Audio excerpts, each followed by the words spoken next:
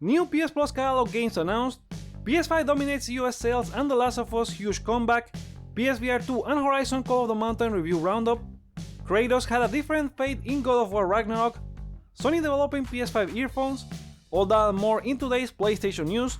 Let's get to them. New PS Plus catalog games announced. Sony has announced the catalog games lineup for this month, available for download starting February 21st, and it's a massive month.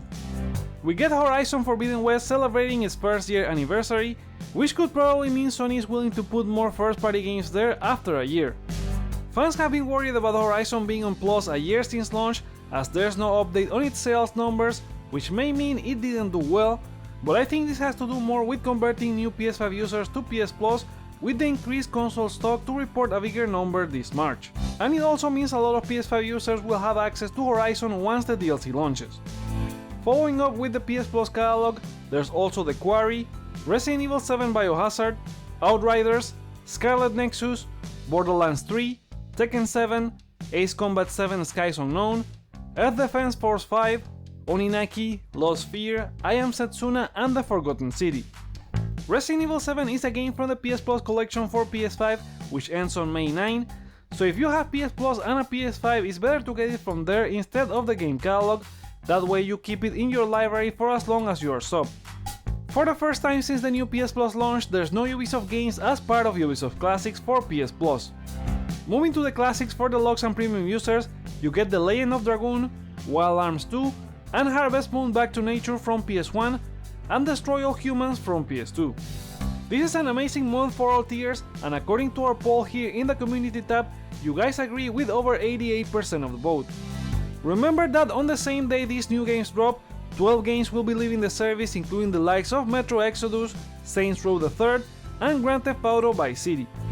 That's not the only announcement, since Sony said they are celebrating the PlayStation Plus Festival of Play all week, with all these new game catalog titles, a God of War Ragnarok 3-hour trial for premium users available now, digital collectibles on PlayStation Stars for playing any game or getting Horizon Forbidden West trophies, a double discount sale on the PlayStation Store, a contest for Sony prizes only for selected regions, free online multiplayer weekend on the 18th and 19th, tournaments for FIFA, Guilty Gear and NBA 2K, and some users have reported being offered a free premium upgrade, so keep your eyes peeled to the console's dashboard.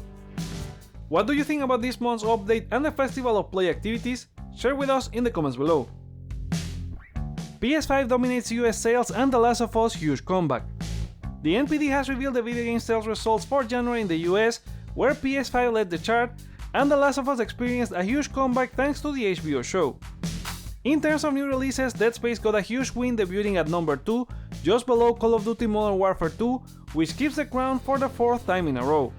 Meanwhile, Forspoken appeared in the 7th place, below Elden Ring, despite the mixed reviews. As for first party, God of War Ragnarok was bumped from number 3 to number 8, but the big winner was The Last of Us Part 1. The Naughty Dog remake had a huge resurgence from number 36 to just one spot away from the top 10, obviously all due to the HBO show. Moving on to hardware, PS5 dominated in both unit and dollar sales, with the Switch getting the second place in both measures. However, overall hardware sales were flat compared to the previous year, only reaching 393 million. The success and growth for both PS5 and Switch in terms of sales was offset by the decline across other platforms. Accessories was also down compared to 2022, as it fell 14% to $165 million, but still it was a PS5 controller, the DualSense Midnight Black specifically, which was the best sold in terms of dollars. Overall, the gaming industry reached $4.34 billion, which was a 5% decline compared to last year. PS5 also experienced similar success in Europe, with sales up over 200% compared to January 2022, being the number one console sold in the region, up 98% in the UK, and last week it climbed to the number one spot in Japan very easily.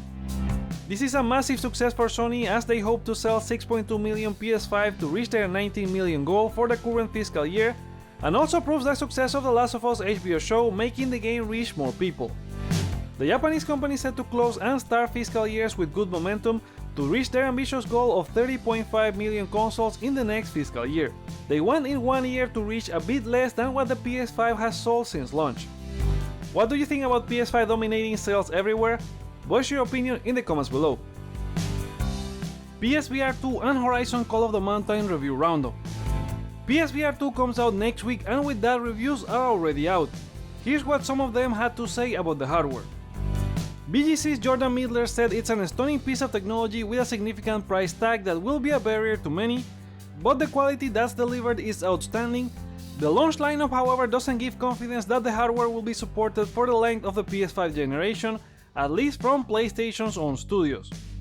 Sammy Barker from Pushquare pointed out PSVR 2 improves on all the flaws of its predecessor while still retaining the positives, like how comfortable it is to wear. Sony has done an outstanding job streamlining the setup and input methods, incorporating features from the DualSense. In addition to that, it's also incorporated truly innovative features like eye tracking, which improves gameplay and overall visual fidelity. The launch lineup is enormous, but it's padded somewhat by enhanced version of PSVR titles, as well as ports from technologically inferior platforms like the Meta Quest 2. The hardware is an undeniable hit, but it's now down to Sony to prove it can show the same commitment to software support as it did with its predecessor. Then we have John Lineman from Eurogamer and Digital Foundry, who was impressed with PSVR 2, saying it competes with more expensive PC headsets in terms of specs, it's far more comfortable to use than PSVR 1 and has a lot of potential. The problem comes when you compare it to Oculus Quest 2, which delivers an all-in-one experience. The software lineup at launch is solid, but many of the games are enhanced conversions of prior releases. Several of those titles are free upgrades if you already own the PSVR 1 version, but regardless, based on what they have played so far, there's no game-changing unique experience, and the lack of a Half-Life Alyx port is keenly felt. Horizon Call of the Mountain reviews were also out, as well as a bunch of other PSVR 2 games. Firesprite and Guerrilla's spin-off did great with an OpenCritic of 81 and Metacritic of 79 as of recording. Most of them praised that it's a technical showcase for PSVR 2, but as a game it overuses mechanics that drag, such as climbing, and the story is not the most engaging either. What do you think about reviews for PSVR 2 and the game so far? Will you be getting one? Let us know in the comments or vote in the poll on the community tab. Kratos had a different fate in God of War Ragnarok. The following story will have spoilers for God of War Ragnarok, so this is your last chance to skip. You can check the timestamps in the description. In an interview with MinMax, Santa Monica narrative director Matt Sophos shared details about their initial plans for Kratos' fate in God of War Ragnarok. He said that the earliest draft they had come up with to take to Eric Williams, the game director, they had Kratos die in the Thor fight at the very beginning of the game, but it wasn't going to be a permanent death. Atreus would pull Kratos out of hell, but there was going to be a huge time jump of 20 years later, so the boy would have been an adult by then. Eric Williams was against that direction since Kratos has died and come back far too many times, and it would have felt pointless. Sophos continued saying that as they developed the story, they knew they wanted it to be one about letting go and changing, and that knowing Norse mythology is all about fate and prophecy, they also wanted to point out your fate is not sealed. That nothing is written that can't be unwritten, as long as you're willing to make changes in your life, then you are not bound by fate. And that's how they reached the shape of the current ending. In the same interview, Richard Gobert joined Matt Sophos to talk about the criticized hell feature where characters spoil puzzles too early, saying it didn't get exposed to them really until after the game came out, that even during playtests they never saw negative feedback about it. What do you think about these changes to the story and the story we ended up getting? Share with us in the comments, but let's keep it spoiler free. New Twisted Metal rumors. There have been rumors since last year of Firefly Studios developing a new Twisted Metal game for PS5, and now new job postings from the studio hint what they might be working on. According to a Resetera thread, they are looking for a principal physics programmer to help in a new AAA Unreal multiplayer action game with experience developing gameplay for VR, and the project is supposed to blend gameplay and storytelling in a very unique universe. Another job asks for a lead AI programmer who is responsible for developing AI and overall NPC gameplay architecture, who will be working on next-gen platforms. Up until this point, this sounds like a job for any game really, but a third post sounds like Twisted Metal, as they are looking for a principal designer who will be working in the same AAA Unreal 5 multiplayer that blends gameplay mechanics around vehicle and on-foot combat. Some of the job postings also require knowledge of a range of game services including Steam and PSN backends, so if this is indeed Twisted Metal, Firesprite is considering VR and a PC release for the title. The rumor for a new Twisted Metal has been going for a while, suggesting development switch teams from Lucid Games, who did Destruction All-Stars, to Firesprite. With a new TV series coming out this year, it's pretty safe to think Sony might bring the franchise back, and if it's one of their games as a service, it would include a PC release since day one, plus now there's the VR possibility. Would you like to see Twisted Metal come back? Let us know in the comments. Sony developing PS5 earphones. Sony made a splash last year with the Ishin line of headsets, and it seems it's preparing new products for this year as well.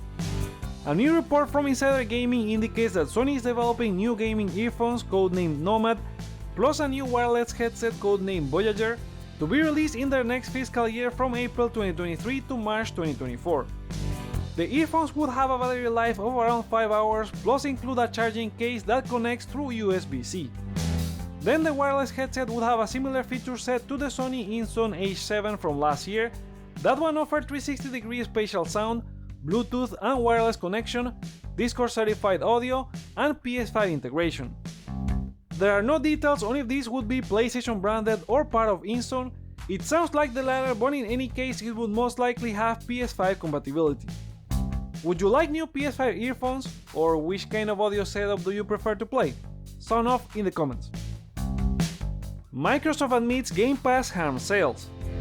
Microsoft has always been shy of announcing game sales for games included in their Game Pass subscription, while Phil Spencer said in an interview with website Level Up that Game Pass helped game sales overall, but that might not be the case. As part of the investigation from the UK CMA on the Microsoft Activision case, the Redmond company submitted that its internal analysis shows a redacted percentage decline in base game sales 12 months following their addition on Game Pass. A lot of people speculated that because it's kind of obvious if you play a game as part of your subscription, you are less likely to buy the game, but they always offset that with microtransactions, DLC, or boost a sequel, plus it helps a lot of indie game developers reach a broader audience. I think it's an inherent quote-unquote disadvantage of any subscription service, not only from Xbox, and I say it in quotes since most games sell the most very early in their life cycle and start to decline as the months go by, so not much of a disadvantage. It kind of proves the point that Jim Ryan has previously explained as to why they didn't approach PlayStation Plus in the same way, with games costing well over $100 million to develop, and they don't see it as a sustainable model. Even then, PS Plus has launched some games directly into the service, but these are usually indie games, and it has seen less launches over the past year. I think it's something they should consider given the benefit indie developers get from services like this. In the end, this is not meant to say one service is best than the other, they are just different approaches. And as for the UK investigation, well, Microsoft has to prove they are losing to sway the CMA to their side, in the same way Sony has been saying they would disappear without Call of Duty. It is what it is. What do you think about the Game Pass model? Would you like Sony to launch more games on PS Plus? Share your thoughts in the comments. Now let's go for a round of quickfire game news. Sony themselves have leaked 4 upcoming PSVR 2 games ahead of the device's launch next week. Over at the German PlayStation blog Upload VR spotted Solaris Off-World Combat 2, PSVR 2 ports for Wanderer and Gorn, and previous PC exclusive Project Wingman. First Contact Entertainment later confirmed details about Solaris will be coming soon. Resident Evil 4 will have photo mode and New Game Plus at launch. That's according to an interview from Yasuhiro Ampo and Yoshiaki Hirabayashi with Game Informer about the upcoming release. Sega has announced the first of probably many DLCs to come for Like a Dragon Ishin, this one allowing you to change the skin of the main protagonist Sakamoto Ryoma to Kazuma Kiryu, since Ryoma is an alternate version of Kazuma, the main protagonist from the Yakuza series. There's no word if the DLC is free or paid. A demo for the game is out now on the PlayStation Store. Respawn has explained why Star Wars Jedi Survivors is not getting a PS4 version. It was all in an interview from game director Stigas Musent with Play Magazine, where he said that they learned really quickly they could take advantage of the faster processors, memory, and better loading times to create much larger maps with more detail, density, and broader enemy or NPC variety, and overall fidelity. All of that meant a true next-gen experience in the Star Wars universe. Dambuster Studios and Deep Silver don't want to know anything about Star Wars and have announced Dead Island 2 release date has been moved up by a week.